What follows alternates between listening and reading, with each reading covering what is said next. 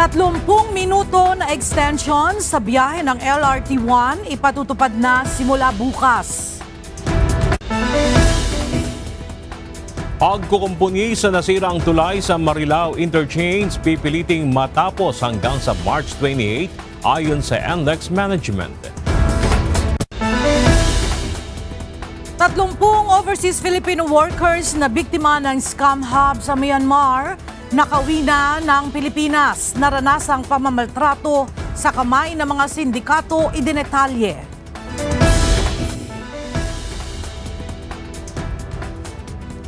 Mosyon para pakiusapan ang Senado na utusan si Vice President Sara Duterte na sagutin ang impeachment complaint inihain ng House Prosecution Panel. Veronica Kitty Duterte nagsumite na ng komento kaugnay sa habeas corpus petition.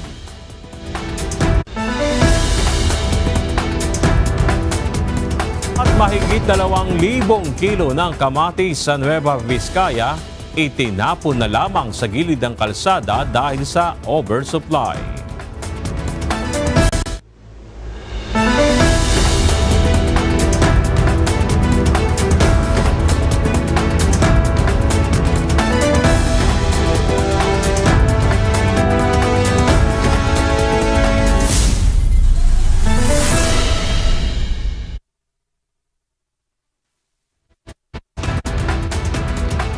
Magandang tanghali mga kasangbahay. Ngayon po ay araw ng Martes, March 25, 2025. Tayo po ay sabayang napapakinggan sa Radyo Libertad 1350 ang UNTV Radio. At una sa mga balita ngayong tanghali. Sinagot ng Malacanang ang panawagang magbitiw na sa pwesto si Pangulong Ferdinand Marcos Jr. sa gitna ng kontrobersyal na issue ng pagkakaaresto kay dating Pangulong Rodrigo Duterte. Iginit din ng palasyo na taong bayan ang nagbalik kay PBBM sa pwesto at hindi si dating Pangulong Duterte. Narito ang report ni Joan Nano. Naniniwala ang Malacanang na si Vice President Sara Duterte ang makikinabang sa panawagang mag-resign sa pwesto si Pangulong Ferdinand Marcos Jr. Sa press briefing kahapon, ipinagtanggol ng Malacanang ang Pangulo laban sa mga taong kumukestyon sa kanyang liderato. Kung pinag-resign po nila ang Pangulo, sino po ba ang makikinabang? Kahit sabihin po ni VP Sara o kayo nagsabi niyan, siya pa rin po ang makikinabang. Sasabihin po ba na walang kakayanan mamuno? Paano po natin masasabi ito? Kung ang pinapailal po natin ay ang batas. At very transparent po tayo sa anumang mga transaksyon. Ayon kay Palace Press Officer Undersecretary Claire Castro, mas mahihirapan ng bansa kung ang mamumuno ay isang tao na maraming sinisikreto, partikular na ang usapin sa pondo.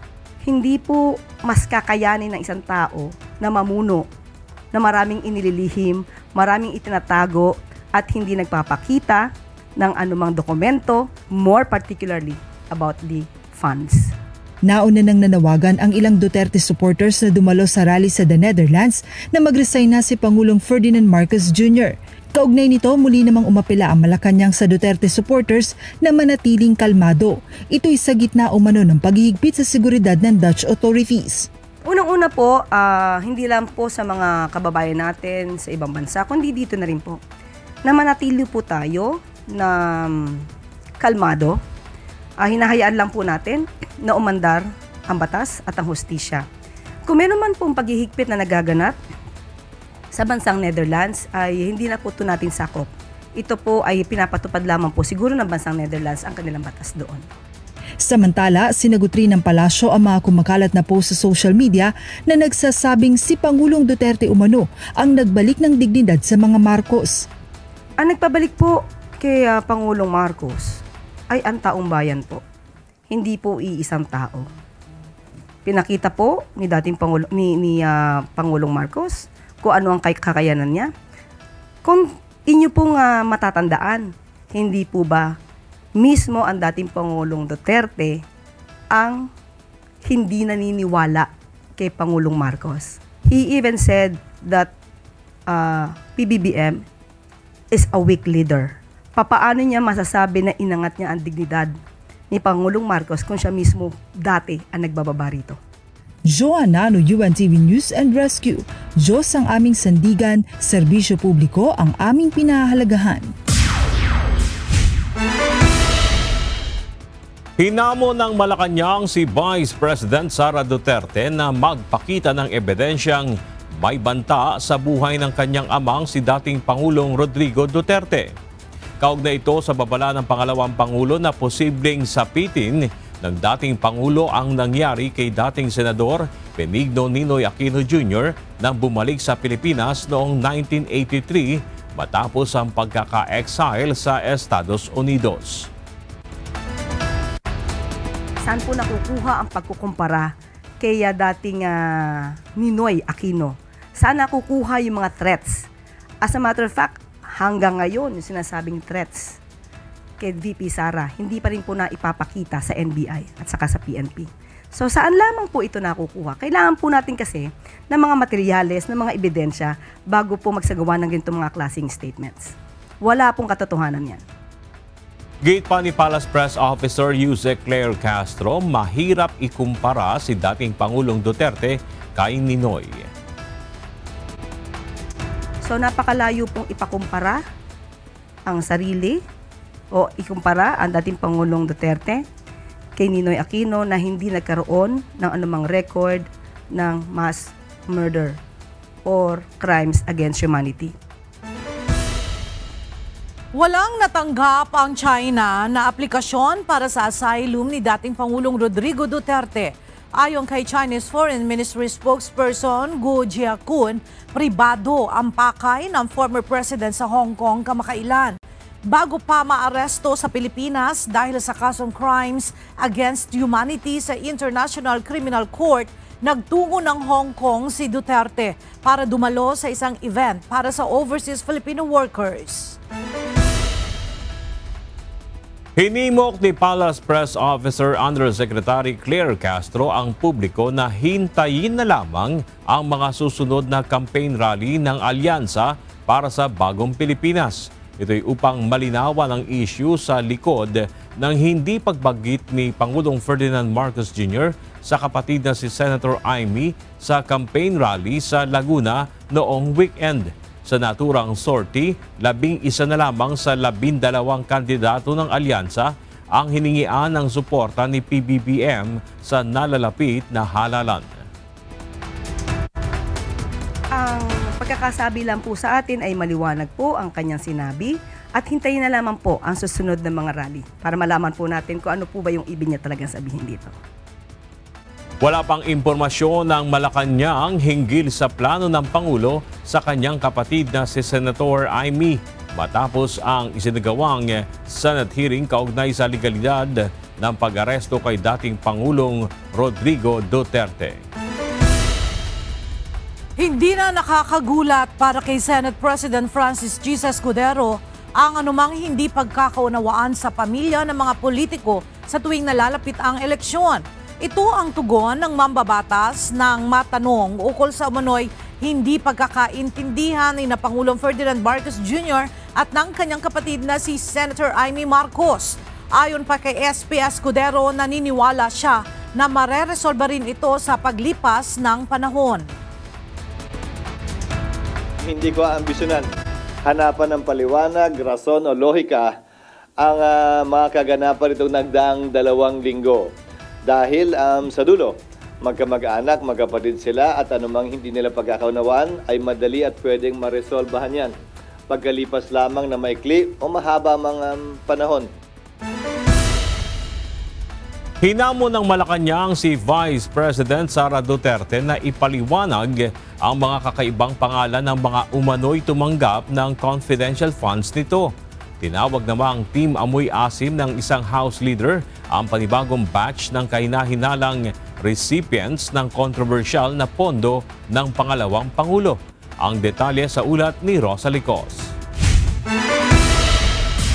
Naniniwala ang Malacanang na dapat nang magpaliwanag si Vice President Sara Duterte sa paglutang ng iba pang mga kaduda-dudang pangalan ng recipients ng confidential funds nito. Sa pagrepaso ng Kongreso sa listahan ng mga nakatanggap ng confidential funds ng Department of Education sa ilalim ng termino ni VP Duterte bilang kalihim, natuklasan ang mga pangalang Amoy Liu, Fernan Amuy at Jog de Asim. We believe that VP Sara has the obligation to tell something about this, to tell something about these discoveries. Marami na po ang naglilipa na patungkol sa mga peking resibo na di umanong na issue po ng opisina po ni VP Sara. Well, si Louie Amuy, Louie de Asim, saka yung parang bago na na Asim Gang, galing po to sa sa listahan naman ng DepEd. So, de Asim, saka Amuy, yung mga pangalan nila. Ayon naman kay Congressman Ortega, mapatitibay nito ang impeachment complaint laban kay VP Duterte. Subalit inaasahang sa paglilitis na ng Senate Impeachment Court, masasagot ang mga aligasyong ito. We'll strengthen Article 2. Sabi ko nga, meron naman nang nangyari na hearing sa good government. So, mas maganda na sabi ko nga, tuloy-tuloy itong mga to, buhay yung mga issues at napapatunayan po natin na yung mga findings natin during the Committee on Good Government. Una nang iginiit ni VP Duterte na hindi niya masagot ang issue sa confidential funds dahil hindi nito alam kung anong ginawa ng Kongreso sa ebidensya laban sa kanya. Hindi rin nito alam kung ang mga dokumentong ito ba ang isinumite ng Office of the Vice President. Sa isang rally naman sa The Hague, Netherlands, muling binanggit ni VP Duterte ang aligasyong may naghihimasok sa budget ng DepEd. Ito anya ang dahilan kung bakit siya nagbitiw bilang DepEd Secretary. Personal ko to na experience. Yung budget ng school building program ng Department of Education, pinaghati-hatian lang sa loob ng House of Representatives. Wala namang totoong BICAM kung saan pinag-uusapan ang paggamit ng pera. Ang desisyon lang na nandun ay kay Zaldico, nung panahon ko, kay Zaldico at kay Martin Romualdez. Dati nang itinanggi ni former House Appropriations Committee Chairperson, ako Bicol Party List Representative Zaldico, ang aligasyong ito. Dagdag pa nito, mahigit 300 kongresista at 24 na senador ang bumubusisi sa panukalang pambansang pondo kada taon. Rosalie Coz, UNTV News and Rescue. Diyos ang aming sandigan, serbisyo publiko ang aming pinahahalagahan. Naghain na ng entry of appearance ang House Prosecution Panel sa Senado na tatayong impeachment court. Bukod dito, pinakiusapan na rin ng panel ang Senado na ipatawag si Vice President Sara Duterte at utusang sagutin ang verified impeachment complaint na inihain laban sa kanya noong February 5, 2025. Mula sa House of Representatives, nagbabalik si Rosalie Coz live.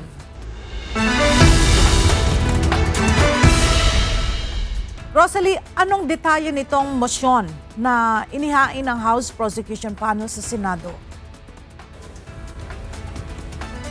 Inihain na ng House Prosecutors ang kanilang entry of appearance at motion to issue summons sa Senado.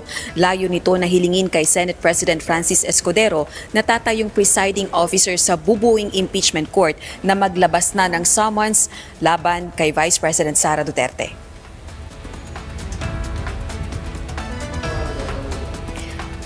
Ito ay upang makapag-file na ng sagot ang Vice Presidente sa verified impeachment complaint na inihain laban sa kanya sa loob ng 10 calendar days gaya ng nakasaad sa Rules of Procedure sa impeachment trials. Umaga ng Martes, March 25, nagtungo ang House Prosecutor sa Senado at inihain ang kauna-unahan nitong formal pleading o pakiusap sa Senate Impeachment Court.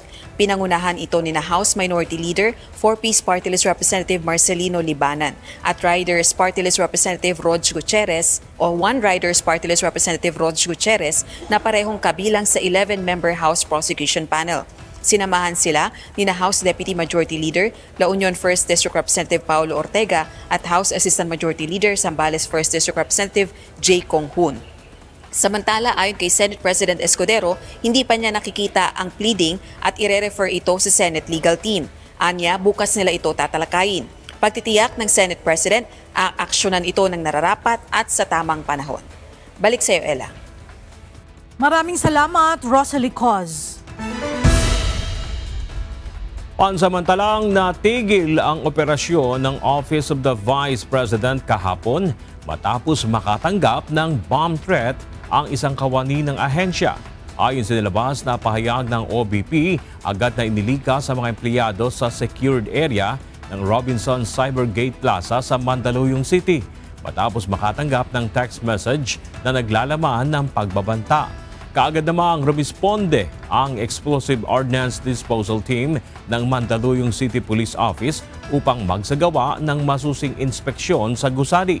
Walang natagpo ang anumang explosive device at muling ipinagpatuloy ang operasyon ng OBP bandang alas 4 ng hapon. Pinalalahanan naman ng mga otoridad ang publiko na seryosong bagay ang mga bomb threat dahil sa panganib na dulot nito sa kaligtasan ng nakararami. Ayon sa Presidential Decree No. 1727 o Anti-Bomb Joke Law, mahigpit na ipinagbabawal ang paggawa ng peking bomba o peking bomb threats at may katapat na kaparusahan sa ilalim ng batas.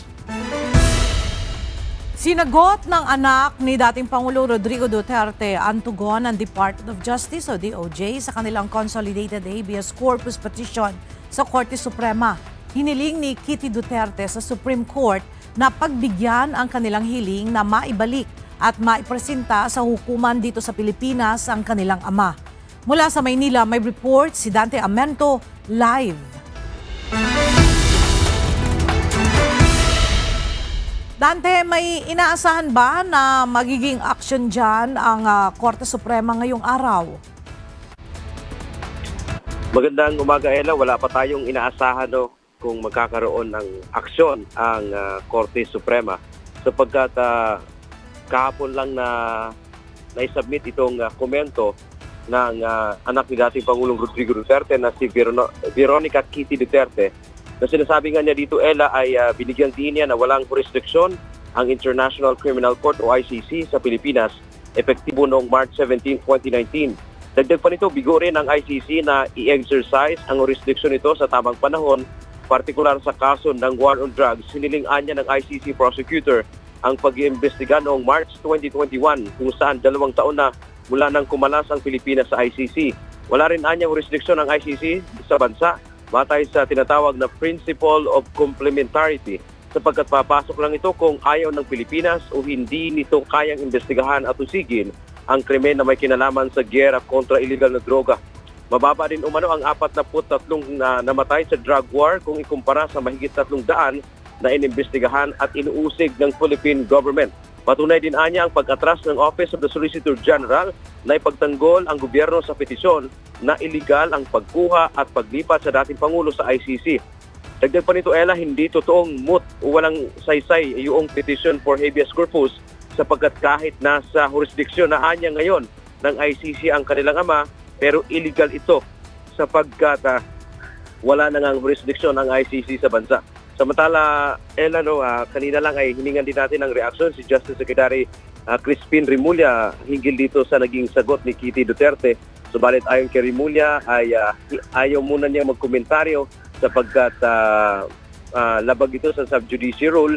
Sinasabi niya na dito na hindi bawal kasing pag-usapan na yung kaso habang ito ay nasa jurisdiction na ngayon ng korte. Pero kung sila daw ay pasasagutin muli ng Supreme Court dito sa nagiging komento ng anak ni dating Pangulong Rodrigo Duterte, ay handa naman silang sagutin ito hanggang sa posibleng magkakaroon pa ng oral arguments dyan sa Supreme Court. Yan ang ating update mula dito sa Maynila.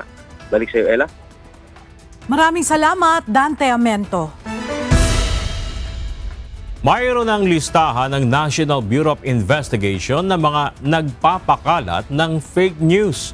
Ayon sa NBI, kasama sa tutuntunin nila ang posibleng pinanggagalingan ng pondo ng mga ito. Nagbabalik si Dante Amento. Nasa mahigit 20 vloggers ang iniimbestigahan ngayon ng National Bureau of Investigation o NBI dahil sa pagpapakalat umano ng maling impormasyon o fake news. Ayon kay NBI Director Jaime Santiago, inaalam nila kung bakit patuloy na dumarami ang mga ito. Napapansin din nila na halos iisa lang ang tema ng mga ito. Tinitingnan namin bakit dumadami, bakit parang iisa ang tema nila, no? Ganon, na sumasakay sa kaguluhan ng ating political atmosphere. Hindi dapat mangyari. Magugulo ang ating bayan, malilito ang ating mga mamamayan. Kabilang sa anggulong tinitignan nila sa pagkalat ng mga maling balita ay ang pag-aresto kay dating Pangulong Rodrigo Duterte. Lahat na, pati yung paninira nila sa mga government officials, yung mga kung ano-ano sinasabi nilang balita na hindi naman totoo, yun ay pinag-aaralan naming mabuti kung bakit ganun ang tema ng mga vloggers natin ngayon. Meron ba silang namumuno sa kanila? Tinitignan po namin yan lahat.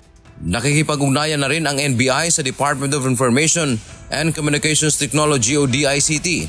Tiniyak naman ni Santiago na bilang dating judge, tinitimbang din nila ang issue ng freedom of speech sa kanilang pag-iimbestiga. Dante Amento, UNTV, News and Rescue. Diyos ang aming sandigan, serbisyo publiko ang aming pinahahalagahan. Hindi umano dapat na maging one-sided lamang ang investigasyon ng National Bureau of Investigation o NBI sa mga nagpapakalat na fake news. Ayon kay Senate President Francis Escudero, dapat kasama ring investigahan ang lahat ng mga nagpapakalat ng maling impormasyon. Hindi rin anya ito dapat na gamiting panakot upang patahimiki ng mga kalaban at kritiko ng kasalukuyang administrasyon. Narito ang report ni Asher Cadapan Jr. Nasa kapangyarihan ng National Bureau of Investigation na kusang imbestigahan ang mga nagpapakalat ng fake news. Pero ayon kay Senate President Francis G. Escudero, dapat hindi lamang ang mga naninira sa pamahalaan o laban kay Pangulong Ferdinand Marcos Jr. ang puntirya ng imbestigasyon. Tugon ito ng pinuno ng Senado sa pahayag ni NBI Director Jaime Santiago na di bababa sa 20 vloggers na nagpapakalat umano ng fake news ang kanilang iniimbestigahan.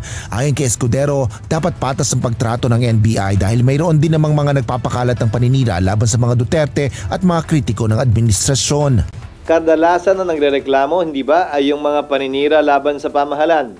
At yung mga naninira sa pamahalan na ginagantihan ng paninira, nananahimik at hindi naman nagrereklamo na. So kung may nagreklamo sa kabilang banda, dapat with equal fervor, imbestigahan din ng NBI yan.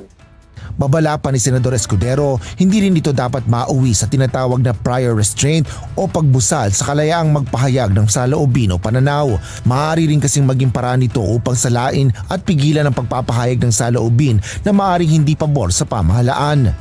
Ano man ang ginagawa niya sa law enforcement side, should not and should never cross the line and constitute prior restraint.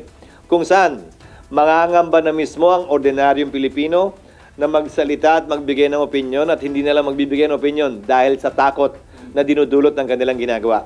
Buwang paniniwala ko naintindihan yan ng ating NBI Director bilang miyembro ng Philippine Bar at bilang dating West.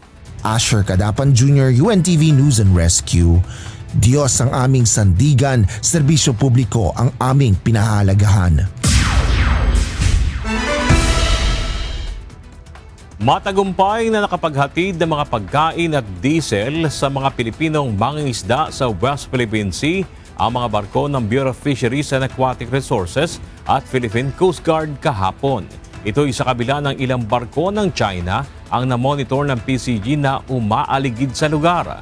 Samantala, muli na namang nakitaan ng floating barrier ang isang bahagi ng bukana ng Bahura. Narito ang ulat ni Ryan Lacanlale. Sakay ng aircraft RP-1077, matagumpay na nakapagsagawa ng Maritime Domain Awareness Flight ang Bureau of Fisheries and Aquatic Resources o VFAR, kasama ang Philippine Coast Guard kahapon ng umaga sa Bajo de Masinloc. Ang misyon ay nakatuon sa pagmomonitor sa mga sasakyan ng pamahalaan ng Pilipinas na nagbibigay ng subsidiya sa gasolina at mga pagkain sa mga bangkang pangisda sa lugar. Ayon kay PCG spokesperson for the West Philippine Sea, Commodore J. Tariela, pagdating ng eroplano bandang alas 9:40 ng umaga kahapon, nakita ang 4 na sasakyan ng BFAR at 2 sasakyan ng PCG, pati na rin ang humigit kumulang 26 na bangkang pangisda. Bakit nandun tayo sa 13 nautical miles of Bajo de Masinloc? Well, The reason why the Philippine Coast Guard vessel together with BFAR vessels stopped from that position, it's because nandun ang mga Filipino fishing boats. So as we speak right now, those 4 BFAR vessels are still giving away fuel subsidy to those Filipino fishing boats. Namataan rin sa monitoring ang 5 Chinese Coast Guard vessel, isang People's Liberation Army Navy vessel sa lugar at ilang Chinese Maritime Militia vessel. Gayun din ang PLA Navy helicopter, pero hindi ito lumapit sa eroplano ng BFAR bagamat nagkaroon ng radio challenge. For the MDA flight, monitor lang natin is yung deployment ng PLA Naval Air Force helicopter. We were not able to see the tail number, but surprisingly, it didn't come close. It maintained a distance of 3 miles away from the position of the BFAR aircraft. Bagamat walang naranasang panghaharas ang mga barko ng Pilipinas kahapon, kapansin-pansin naman ang mga floating barrier na muling inilagay ng China sa silangang bahagi ng Bajo de Masinloc. What is worth noting is the Chinese maritime militia vessels that are inside Bajo de Masinloc installed once again the floating barrier. As what we have mentioned for so many times already, this is one of their precautionary measures to make sure na hindi makakapasok ang Filipino fishing boats sa loob ng Bajo de Masinloc. Hindi naman na nagbigay ng detalye ang PCG kung inalis nila ito. Ryan Lacanlale, UNTV News and Rescue. Diyos ang aming sandigan, serbisyo publiko ang aming pinahahalagahan. Iginiit ni Defense Secretary Gilberto Teodoro sa pagdiriwang ng ika-49 na anibersaryo ng Western Command sa Palawan ang lalo pang pagpapalakas ng depensa ng bansa. Samantala, nakatakda naman bumisita sa Pilipinas ngayong linggo si United States Secretary of Defense Pete Hegseth, kung saan inaasahan na magkakaroon din sila ng pagpupulong ni Secretary Teodoro. Mula sa Camp Aguinaldo, may report si Ryan Lacanlale, live. Ryan, kailan darating dito sa Pilipinas ang US Defense Secretary at ano ang aasahan sa kanilang meeting ni Secretary Teodoro? Nakatakdang dumating sa Pilipinas si United States Secretary of Defense Pete Hegseth sa Biyernes, March 28 at mananatili ito hanggang sa araw ng Sabado, March 29. Isa sa inaasahang pag-uusapan nila ni Defense Secretary Gilberto Teodoro ay ang enhancement sa umiiral na bilateral partnership at interoperability ng Pilipinas at Estados Unidos. Ito ang unang pagkakataon na bibisita ang defense chief ng US sa Pilipinas sa ilalim ng Trump administration. Inaasahan ring tatalakayin ng 2 opisyal ang pagpapalakas sa depensa ng puwersa ng militar sa rehiyon laban sa anumang banta. Isa ito sa binigyang diin ni Defense Secretary Teodoro sa ika-49 na anibersaryo ng AFP Western Command sa Palawan kahapon. Anya kailangan ng mas matibay na depensa ng bansa at regional cooperation, lalo na sa bahagi ng West Philippine Sea. Pinuri din ni Teodoro ang dedikasyon ng WESCOM sa pagtatanggol sa soberenya ng bansa. Iginiit din niya ang kahalagahan ng isang modernong sandataang lakas sa ilalim ng Comprehensive Archipelagic Defense Concept o CADC at ang pagtutol ng ASEAN sa 10-dash line ng China. Panawagan ng opisyal sa mga sundalo at sa mga mamamayang Pilipino manatiling mapagmatsyag at nagkakaisa sa pagtatanggol sa teritoryo ng bansa kasabay ng pagtiyak ng suporta ng pamahalaan, partikular sa mga sundalong nakatalaga sa BRT Sierra Madre. Bilang bahagi ng selebrasyon, isinagawa rin ang turnover sa mga bagong kagamitan at paggawad ng parangal sa mga natatanging kawal at katuwang sa WESCOM. Yan muna ang latest mula dito sa Camp Aguinaldo sa Quezon City. Balik sa iyo, Ella. Maraming salamat, Ryan Lacanlale. Nahuli na ng mga tauhan ng Philippine National Police ang mga suspect sa pananambang at pagpatay kay Apari Cagayan Vice Mayor Romel Alameda noong 2023. Ang mga suspect ay naaresto kaninang madaling araw sa Barangay Luna, Santa Rosa, Nueva Ecija. At para sa detalye, makibalita tayo kay Lea Ilagan, live.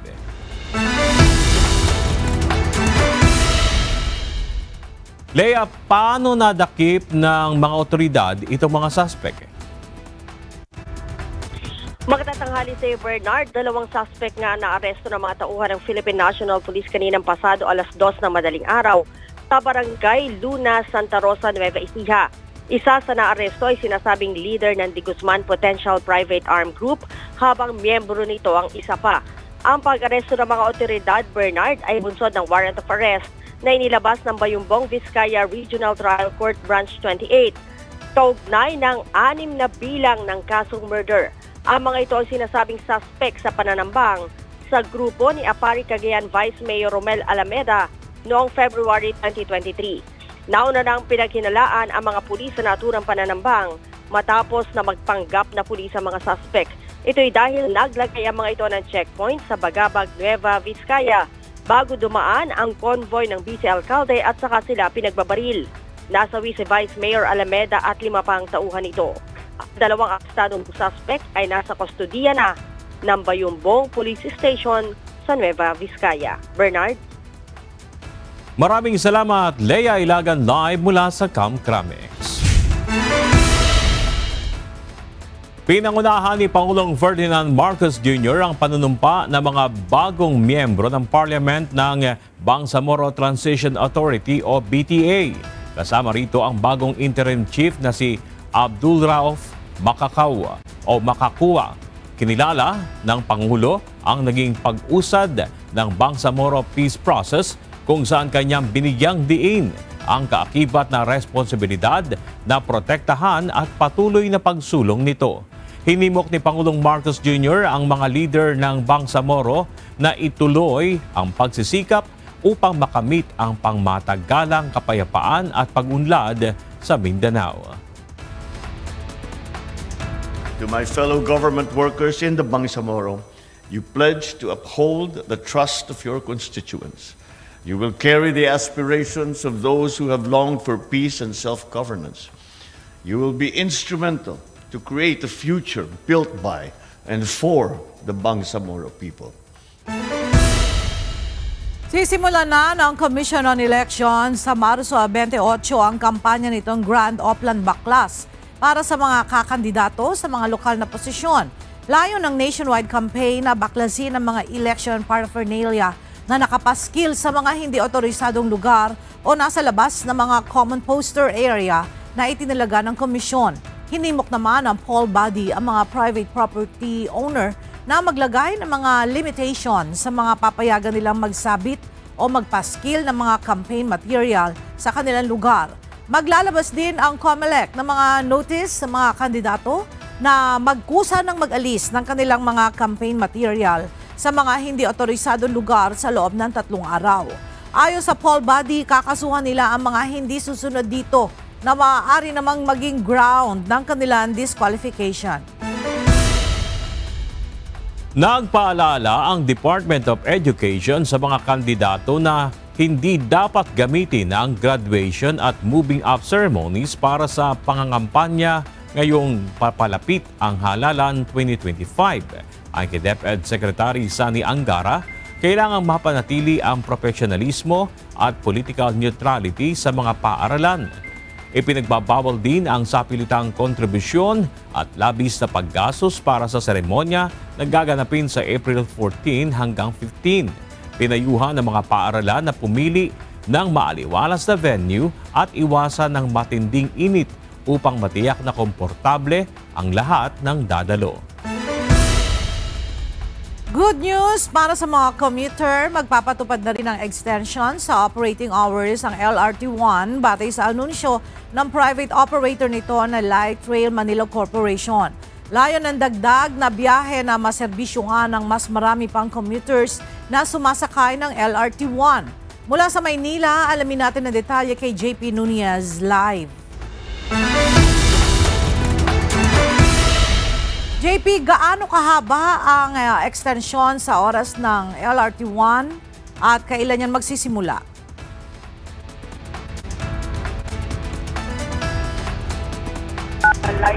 Manila Corporation. 30 minutes sa gabi yung madadagdag na oras sa operasyon ng LRT-1 at magsisimula na yan bukas ng gabi, March 26. Mula bukas, March 26, madadagdagan na ng 30 minutes ng operating hours ng LRT Line 1. Babalikan po natin ang pag-uulat niya ni JP Nunez. Pipilitin ng NLEX Management na matapos ang pagkukumpuni sa nasirang tulay hanggang sa Biyernes. Sa ngayon ay hindi muna naniningil ng toll ang NLEX para sa bahagi ng expressway na apektado ng nasirang tulay. Mula sa Marilao, Bulacan, makibalita tayo kay Nestor Torres live.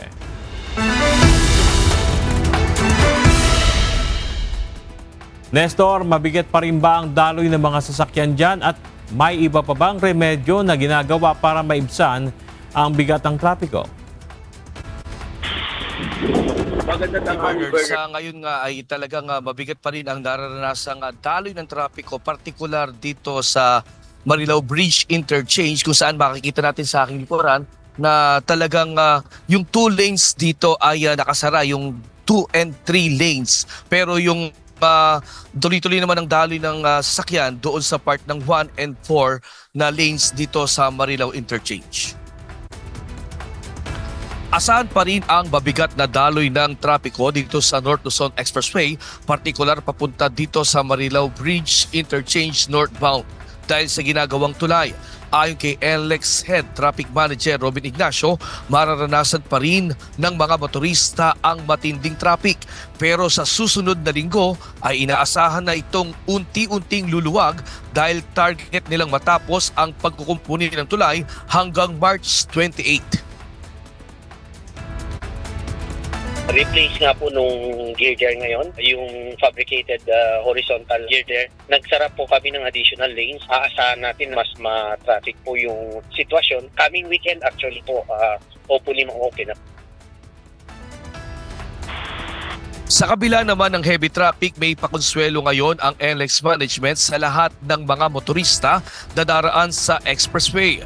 Kahapon, sinimulan ng ipatupad ang toll relief sa mga toll plazas sa mga manggagaling sa parting Balintawak at May Kawayan na papuntang norte. Mababawasan ng 79 pesos ang singil sa toll sa mga motorista. Toll fee na binabayaran, sir, from Balintawak, from Mindanao, from Karuhatan po pa northbound up to May Kawayan entry. Bali yung mag-exit din ng Marilao kasama po yun. Wala po munang toll fee, bayad ng toll fee.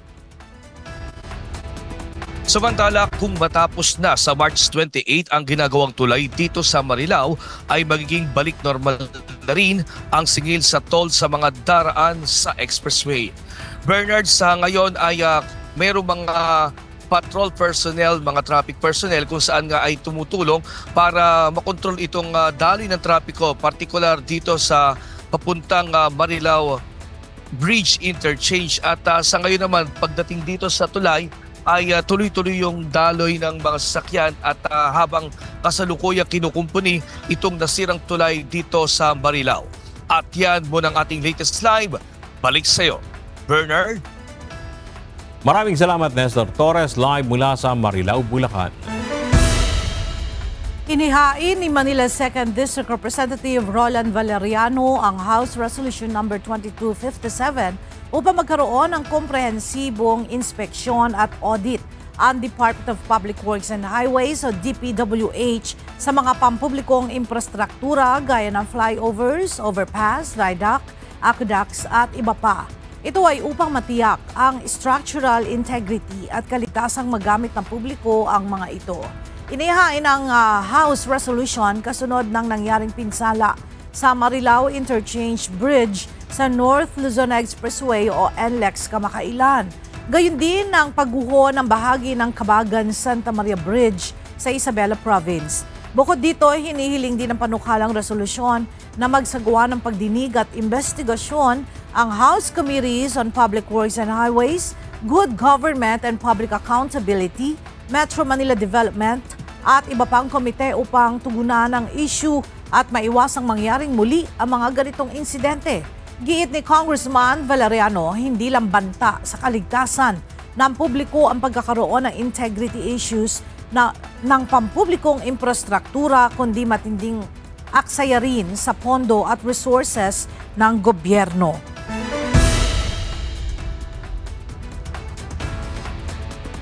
Samantala, balikan natin muli ang live report ni JP kaugnay sa extension sa operating hours ng LRT1. JP, go ahead. Ella, magandang tanghali. Ayon nga sa Light Rail Manila Corporation o LRMC, 30 minutes sa gabi yung magiging dagdag sa operating hours ng tren at magsisimula na yan bukas March 26. Sa anunsyo ng LRMC, yung dating 10 p.m. na last trip sa Fernando Junior Station sa Quezon City ay magiging 10:30 p.m. na. Ang last trip naman sa Dr. Santos Station sa Parañaque City mula sa dating 10:15 p.m. ay magiging 10:45 p.m. na. Ang adjustment sa oras ng biyahe sa gabi ay tuwing weekdays lamang. Ang oras ng unang biyahe sa umaga at oras ng operasyon sa weekend ay walang magiging pagbabago. Ayon sa LRMC, tugon ito sa panawagan ni Department of Transportation Secretary Vince Dizon para maserbisyuhan pa ang mga mananakay. Titiyakin naman ng LRMC na hindi makokompromiso ang kanilang maintenance window. Imomonitor nila ang sitwasyon at mag-a-adjust kung kinakailangan.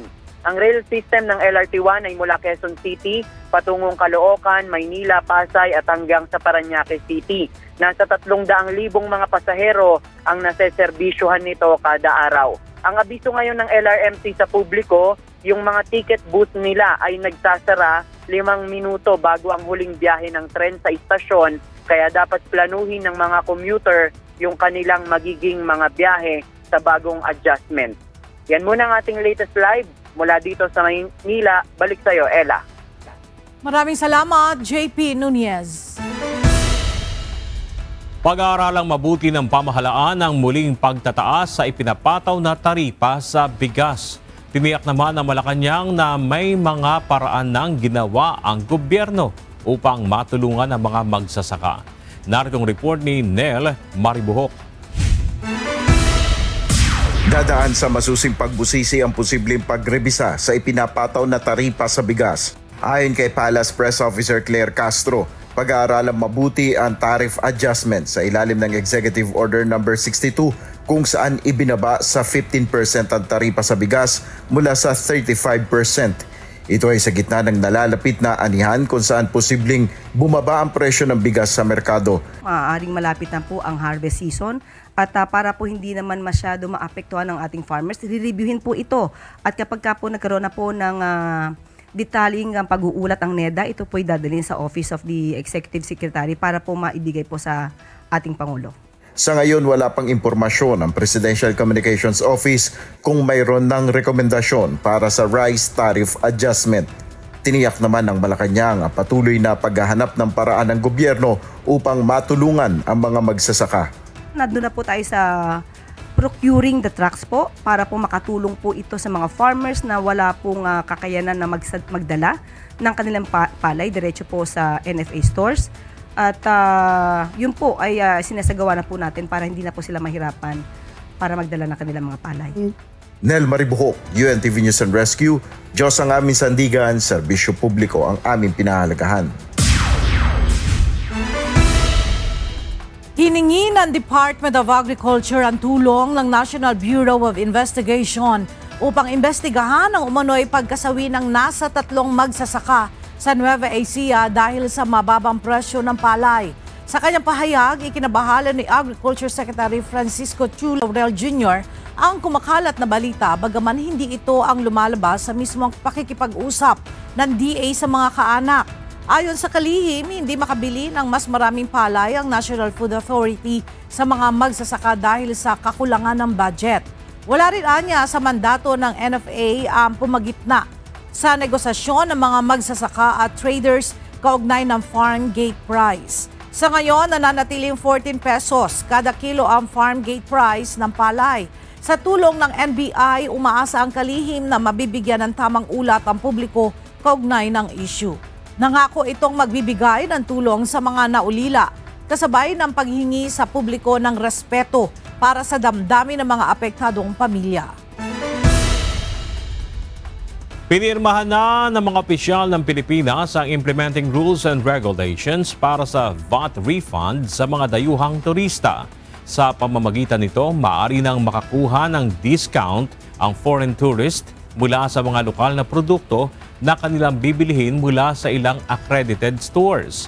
Sa ilalim ng Republic Act 12079, ang mga non-resident tourist o foreign passport holders ay maaaring bigyan ng VAT refund para sa local products na kanilang bibilhin na hindi bababa sa halagang 3,000 piso na kanilang dadalhin palabas ng Pilipinas. Lain ng hakbang na makaengganyo ng mas marami pang mga turista na bibisita sa Pilipinas. Ididetalya ng isa sa mga nasagip na Pilipino mula sa scam hub sa Myanmar ang naranasan nilang pagmamaltrato mula sa kamay ng mga sindikatong nag-recruit sa kanila. Kasama siya sa unang batch ng mga overseas Filipino workers na nailigtas mula sa scam hub sa Myanmar na nakauwi ng ligtas sa Pilipinas. Mula sa NAIA Terminal 1, alamin natin ang detalye sa report ni Ivan Alvarez live.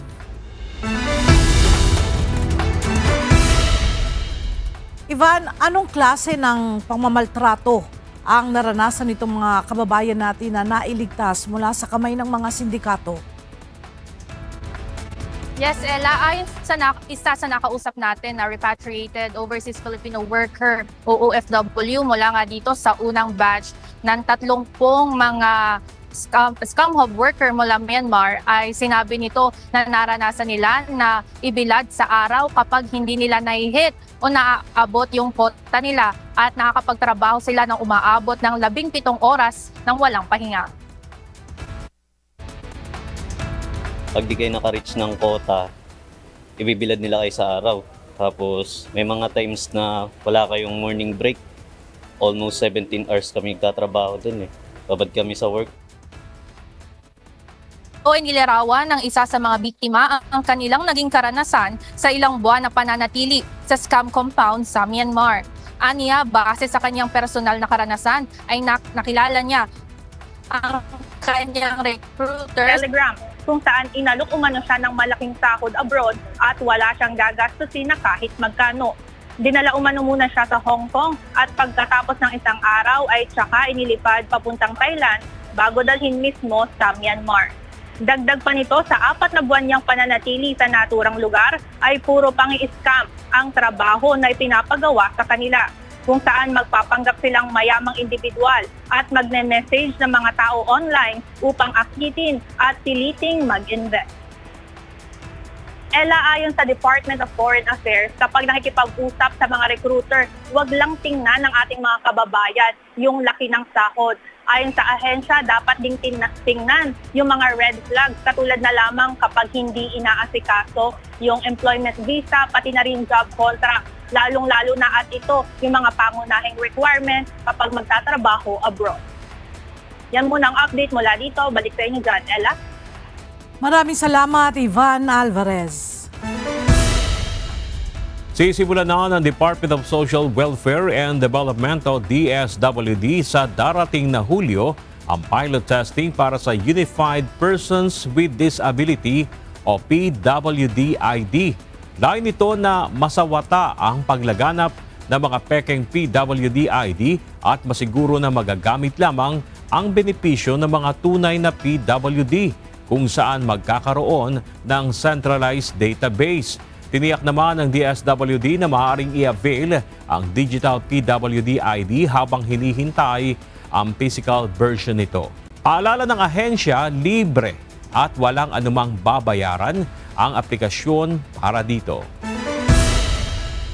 Opisyal nang inilunsad ngayong araw ang konsulta package ng Philippine Health Insurance Corporation sa kauna-unahang tertiary hospital sa buong Metro Manila.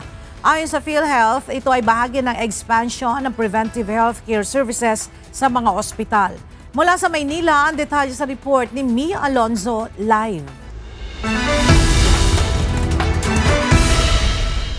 Mia, Anong ospital ito at saan, paano makaka-avail ang mga pasyente ng konsulta package?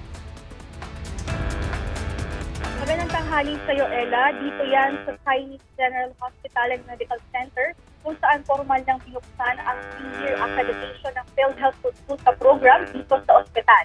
Ang Chinese General Hospital and Medical Center o CGHMC ang kauna-unahang tertiary hospital sa buong Metro Manila na nagkaroon ng accreditation sa konsulta program ng PhilHealth.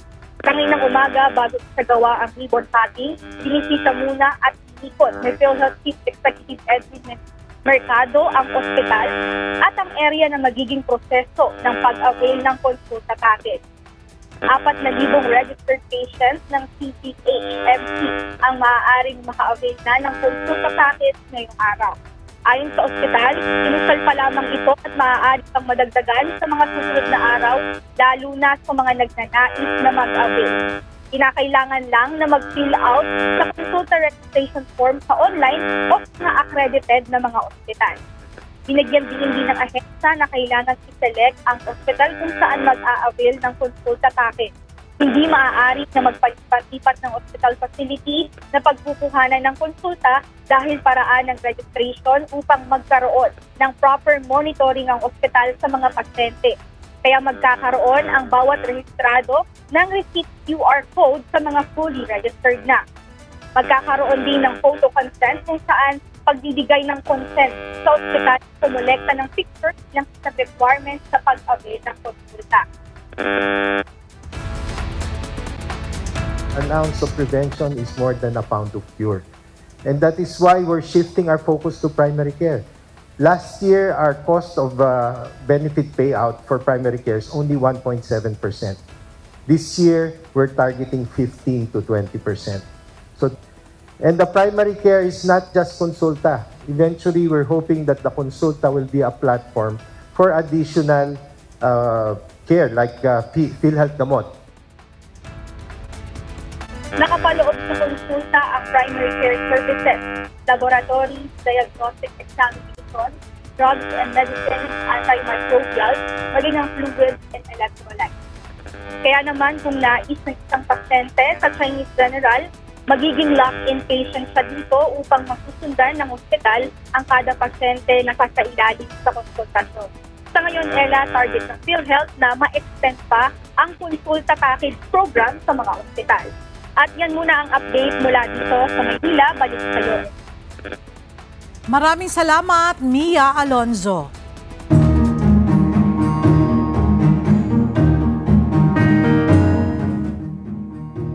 Tone-toneladang kamatis ang itinapon sa Bambang, Nueva Vizcaya dahil sa oversupply at wala na rin umanong bumibili ng mga ito. Ayon sa uploader na si Harris na siyang may-ari ng mga itinapong kamatis, bukod sa 2,400 kilo ng kamatis na itinapon sa gilid ng kalsada, ay ipinamigay niya pa ang ibang crates sa kanyang mga kabarangay. Ilan pa sa kapwa niya magsasaka ng kamatis ang hindi umano nakapagbenta ng kanilang produkto noong Sabado dahil walang buyer ng kanilang paninda, kaya itinapon na lang nila ang mga ito. Ayon naman sa Price Monitoring Coordinator ng Nueva Vizcaya Agricultural Terminal o NVAT, nasa 5 hanggang 6 na piso kada kilo ang wholesale price ng kamatis ngayon. Subalit, tanging magagandang kalidad lamang umano ng mga ito ang binibili ng mga trader. Marami kasing kamatis ngayon, ma'am. Hindi lang dito sa Nueva Vizcaya, ma'am. Pati yung sa Isiha kasi. Yung tinapon ko lang, ma'am, nasa 2.4 na kilo, ma'am. Grabe, ma'am, nalugi. Lalo na pag inutang mo pa yung puhunan, yung mga abono, yung insecticide, ma'am. Makatatanggap ng 40 pesos kada araw na aumento sa sahod ang minimum wage earners sa Bicol Region matapos aprobahan ng Regional Tripartite Wages and Productivity Board. Ayon sa anunsyo ng Department of Labor and Employment, tataas ang arawang kita ng mga manggagawa sa rehiyon sa lahat ng sektor mula sa dating 395 pesos sa 435 pesos na. Epektibo ang dagdag sweldo sa April 5 at December 1 ngayong taon. Hinigpitan ng lokal na pamahalaan ng Valencia sa Negros Oriental ang ordinansa sa Mount Talinis Ecotourism Park. Ito'y matapos na ma-rescue ang mga naligaw na foreign hikers nitong nakaraang linggo. Ayon sa Municipal Tourism Office, 2 lamang ang entry point sa lugar na nasasakop ng Valencia sa Barangay Apulong o Limot Tacna at Barangay Puhagan. Ayon sa mga otoridad, hindi dumaan ang 6 na dayuhan sa mga nasabing entry points kung saan may bantay at tour guide. Bukod dito, hindi rin sila nagparehistro sa entry points at kumuha ng permit, bagay na labag sa ordinansa.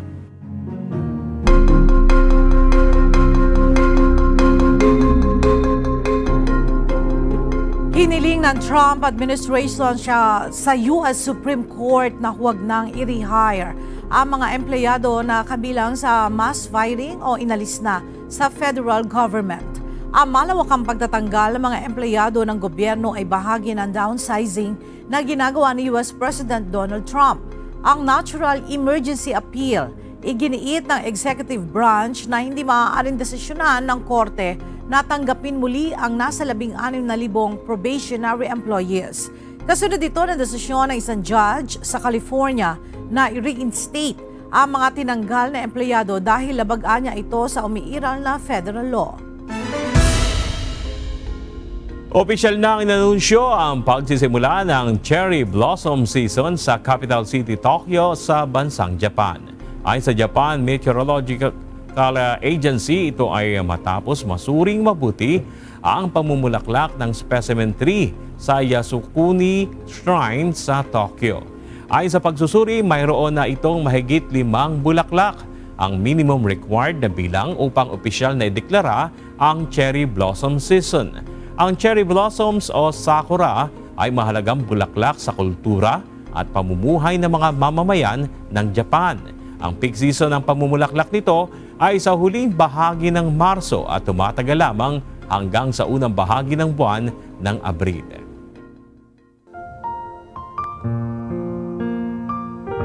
At sa ating iiwang mga salita ng Diyos nating sandigan, mula sa Aklat ng Kawikaan, Kapitulo 28, versikulo 4, na nagsasabi, silang nangagpapabaya sa kautusan ay nagsisipuri sa masama, ngunit ang nangag-iingat ng kautusan ay nangakikipagkaalit sa kanila.